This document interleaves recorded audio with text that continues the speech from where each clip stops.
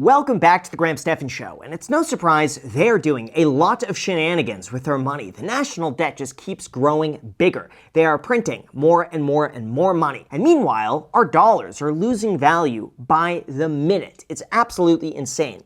And that's why I want to comment on this video here that's gotten almost 1 million views in the last 2 weeks by Minority Mindset. And the title is, They're About to Reset Your Money. Here's what you need to know. So I want to comment on this and share my own thoughts about what's going on because it's absolutely mind-boggling what they're doing. This impacts everybody. So sit back, relax, hit the like button, subscribe if you haven't done that already. Oh, and also a big thank you to Built for sponsoring this video, but more on that later. Let's begin. The Fed just announced that they're going to end quantitative tightening come December 1st. In plain English, that means that the Federal Reserve Bank wants to start printing money and boosting markets again as we go into 2026 as a way to stimulate the economy. And speaking of this, by the way, it's already happening right now by the time I'm posting this video. Like right now, as you're watching this, they are starting to print more money. The entire policy has already shifted, which is wild. And for those that are confused, this is what's known as the end of quantitative tightening.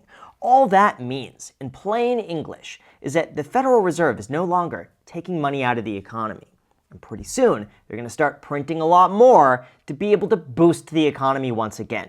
The last time, by the way, they started taking money out of the economy was in 2022, when the market started to go down. Is that a coincidence? I think not. We'll continue. One of the best ways to understand quantitative tightening is to understand the opposite, quantitative easing. And in March 2020, when our economy was shut down because of the pandemic, the Federal Reserve Bank launched quantitative easing as a way to stimulate the economy. And in simple terms, quantitative easing is what people on the internet call money printing. The flip side to this is that if the Federal Reserve didn't do this, the economy would be in a much, much, much worse spot. I'm talking, imagine the 1929 Great Depression times like 5. Because when they go and shut down the entire economy, people lose jobs, restaurants can't operate, the travel industry got destroyed. What's going to happen? It's either they print more money, we have inflation, we have all these problems down the line, or they don't print money, they let the economy just free fall because of government intervention, and people are worse off. So it's kind of like picking between the worst of two evils. You have bad, and you have really bad. And so they just picked bad. And their version of bad is basically, let's print a whole bunch of money, send prices of everything soaring, and then we'll deal with it later. And today is the later. So the Federal Reserve Bank created more money, they printed money with quantitative easing, and then they lent this money to the United States government. The United States government then took all this extra money that was printed, and then they injected it into the economy, which helped the economy boom, which helped the stock market boom. A lot of this, by the way, was very unprecedented in terms of the Federal Reserve basically buying corporate bonds. And again, if that sounds confusing, all this stuff is like really simple stuff when you just dumb it down. Corporate bonds. All that means is that when big companies and businesses wanted money, the Federal Reserve would literally go and loan them money. And the Federal Reserve, at that point, was basically just giving companies money that they needed to stay afloat, or sometimes didn't need to stay afloat, but just asked for. The Federal Reserve is like not in the business of holding on to company investments, but that's what they did. It was absolutely insane what they were able to accomplish throughout 2020 and 2021. That's why we saw such a quick rebound. We really didn't see a stock market drop. I mean, it was so temporary that they just boosted it right out. So yeah, a lot of that was pretty wild. While the money printing, we can see that it helped some people become incredibly wealthy, but most people lost wealth. They became effectively poorer because their salary did not keep up with inflation, your savings did not keep up with inflation, and now it is more expensive, so you have less money to save and invest. It really just depends what you used the money for. If you had to use the money for essentials, by all means, I understand it. But if you use the money to buy an iPhone, if you use the money to buy a new car, if you use the money to go on a vacation, if you use the money in a way that wasn't in your future, in a way that you're investing in yourself, my gosh, you get reamed for that. Anyone out there buying Gucci clothing because they got a stimulus check, that was a bad decision. It was a bad choice to go and buy a Rolex because you get free money. All of that free money was best spent, honestly, just on essential purchases that you needed to stay afloat, number one. And then number two, if you didn't need that, investments. If you had done either of those two, you would have done quite well. But blowing it on short-term things just wasn't worth it. When this money printing was happening, Everybody, including the government, said that this is not going to create inflation. Inflation is not going to be a problem. It's going to boost the economy and not have any negative consequences. Well, turns out they were wrong. Inflation was a problem, and people are still paying the price of it today. Here's the thing though, we don't know to what degree this inflation was due to more money in the economy or supply chains that simply couldn't operate because everything was shut down. We got a lot of our stuff from China.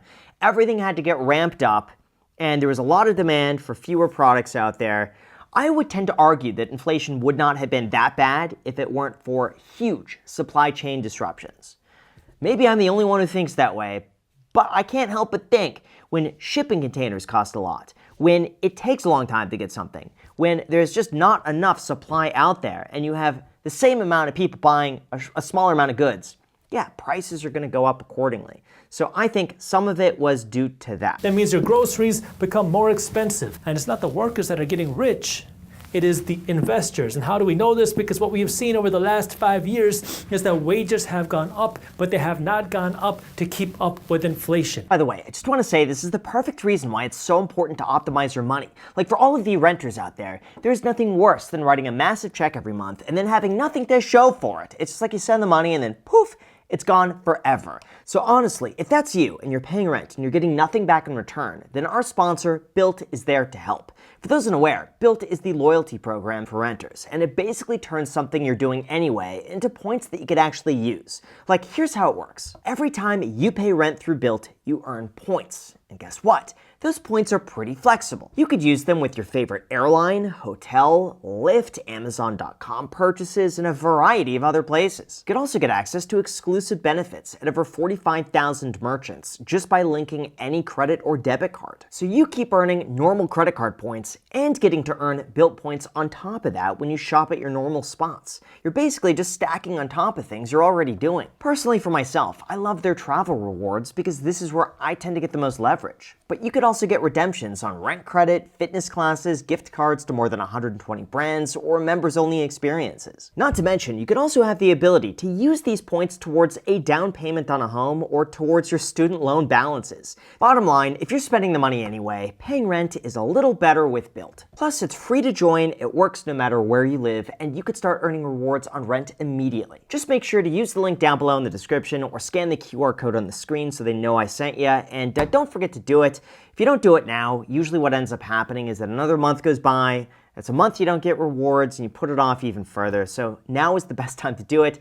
Thank you so much, enjoy, and now let's get back to the video. Now, the way the Federal Reserve Bank reduces money in the system is by selling off assets on their balance sheet. You don't need to worry about that right now, but just understand that the Federal Reserve Bank then in 2022 tried to reduce the amount of money in the economic system as a way to fight off inflation. Again, my understanding here is that they didn't really sell off assets. All they were doing is getting paid back loans that they already issued to companies.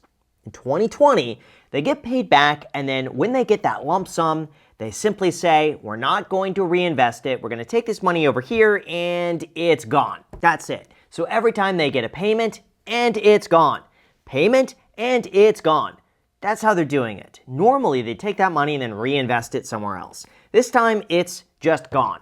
That's what they were doing. It's going to make it difficult for our economy to continue to grow because businesses are going to have a tough time getting loans. People are going to have a tough time borrowing money. And if banks are not willing to lend money because of the low reserves, that's going to slow down the growth in the economy. And this is where the Federal Reserve Bank says we need to create more money. That way banks have more money to pay back your deposits, and so they have more money to lend out. People are also just buying fewer things these days too. So housing is so expensive. There's not a lot on the market right now. People are waiting for better deals. They're not taking out mortgages. They're not buying. I mean, everything is so expensive at this point that any borrowing they do is usually on a credit card or buy now, pay later. It's not exactly like, a willful purchase. It can be, okay? But it's not like a huge expense. It's all these little things that seem to add up over time. So companies are using AI and other tools to try to be more efficient meaning having less human employees. And this is where the Federal Reserve Bank is hoping that if we stop quantitative tightening and we increase the amount of liquidity out there, it'll make more cash prevalent in our economic system to encourage more business growth. And if businesses have to invest in more departments and more growth and more stores, they're going to have to hire more people to help stimulate this job market. I tend to think that AI is going to decimate the job market. It's going to decimate it. It's just going to, like, you think job security is a thing. It's not. It is not. So many people are going to be replaced by robots. It's going to be like that Will Smith movie. Like, you don't need a housekeeper anymore. You're going to have a robot just doing all the stuff for you. You could have a robot run your errands. You could have a robot, like, build houses, fix roofs, fix a leaky faucet. I mean, there's so many things a robot could do, and they're probably going to be operated remotely for the first, 5 years. Like, you're going to have some dude on the other side of the planet operating a robot in your house to fix a leaky faucet, because the labor over there is like $3 an hour, and here it would be 50. Jobs are going to be wiped out. I truly believe that. So I think if interest rates go cheaper and cheaper and cheaper, those businesses are going to say, hey, we better use some of that money to transition with robots sooner than later. That's what I think. So assembly line production, a lot of deliveries, a lot of things, they're going to just use that for robots. Again, I could be wrong here, but I think that's where we're headed. Now, a big lender for the United States government is the Federal Reserve Bank, but your bank could, in theory, lend their money to the United States government as well. And this is where the United States government would pay your bank back plus interest.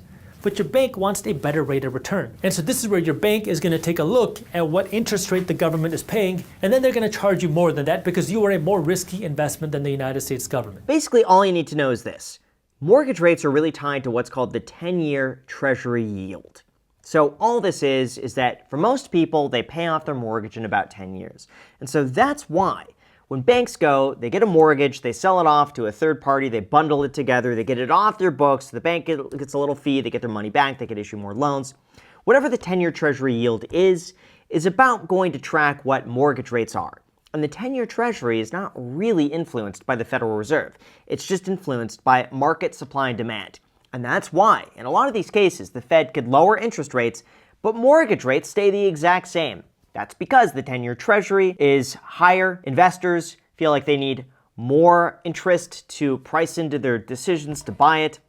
And that's why mortgage rates might continue to remain high. It probably won't, but it can, okay? So that's something very important to consider. If the Federal Reserve Bank is to start quantitative easing, or at least stop quantitative tightening, that means they could potentially start buying more of these treasuries. Now, the government doesn't need as high of treasury rates. Now, treasury rates start to go down, which then means if your bank were to lend money to the government, they're going to make less interest from the United States government. If they're going to make less interest from the government, that means the bank can lend their money to you for a mortgage for a lower mortgage rate. Okay, so much has to happen for the Federal Reserve to literally start going out and buying mortgage-backed securities, to start buying these treasuries to drive the interest rate down. Something would have to really break in the economy for them to be able to do that. Okay, this isn't as simple as, oh, they're going to go and start buying mortgages. Something would have to go so wrong for them to say, hey, we need to start buying mortgages so we could lower rates and make it easier for people to buy a house. That doesn't just happen randomly. So yeah, if we see that, something is really wrong, okay? Between 2020 to 2025, the median wage in the United States is expected to rise by around 22%, while at the same time, the reported inflation rate in the United States between 2022 to 2025 is about 25%. The general rule of thumb is that the real inflation rate for many people is 2 times the reported inflation rate, so it might be closer to 50% for a lot of people. Yeah, it really just depends on what you're looking at in terms of inflation. But yeah, housing, more expensive. Cars, more expensive. Gas, really not that much more expensive. Groceries, a little more expensive. Health insurance, that's extremely more expensive. Insurance, way more expensive. Like the things that people really care about, like those things, are way, way, way more than the reported inflation of like the price of milk, the price of eggs, the price of oatmeal, okay? The price of applesauce. We don't care. What am I paying for insurance? What am I paying for a car? How much does it take to buy a house? How much am I making? That's what really matters the most. What can this mean? Well, what we've seen through the past is when you create more money, in general, wages don't keep up with inflation, investors become wealthy, which is why you need to become an investor. And this is what you want to be prepared for come 2026, because while it looks like we're going to probably see more money printing come 2026. Here's what I think is going to happen, okay? When Jerome Powell is out of office, that's going to be sometime middle of 2026, Trump's going to appoint his new person as the head of the Federal Reserve. Now, even though that one person can't single-handedly lower interest rates on their own because it's a voting of a whole bunch of members of the Federal Reserve as to whether or not they lower interest rate, that one person can have a lot of influence on the other people. So, there is a chance that Trump appoints someone new at the Federal Reserve, that person really pushes for lower interest rates, which again is something that he's really pushed for throughout 2018 and 2019. Jerome Powell didn't quite budge, but there's a chance he does that, lowers interest rates a little too much, if you get what I mean, and everything just tends to skyrocket in price. Now, the thing is, a lot of that is somewhat priced in. Like, we kind of know that Trump is going to appoint someone who's going to be very pro-rate cut in 2026. The market's already forward-looking into a lot of those things. The unknowns here: what's inflation going to be? What's the job market going to be? How much is AI really going to influence the entire economy? Are things going to keep going up forever? Are we going to see a drop at some time? At some point, we're probably going to see a stock market drop that is going to be very uncomfortable, but does that happen next year? 2 years from now? 5 years from now? 7 years? We just don't know. That's why I think it's always best just to invest long-term, invest consistently. Keep your expenses as low as possible. Make sure you have job security. That one I think is incredibly important. Keep your job, keep your income. Now is not a time to go dabble and try something new when AI can just boop, and again, you're gone. So again, that is my thoughts going forward. As always, let me know what you think of this down below in the comment section. Feel free to hit the like button, subscribe, and again, check out Built, our sponsor, down below in the description. Because again, if you're spending money on rent anyway, you may as well get something back, and Built can help you do that. So thanks so much, and until next time.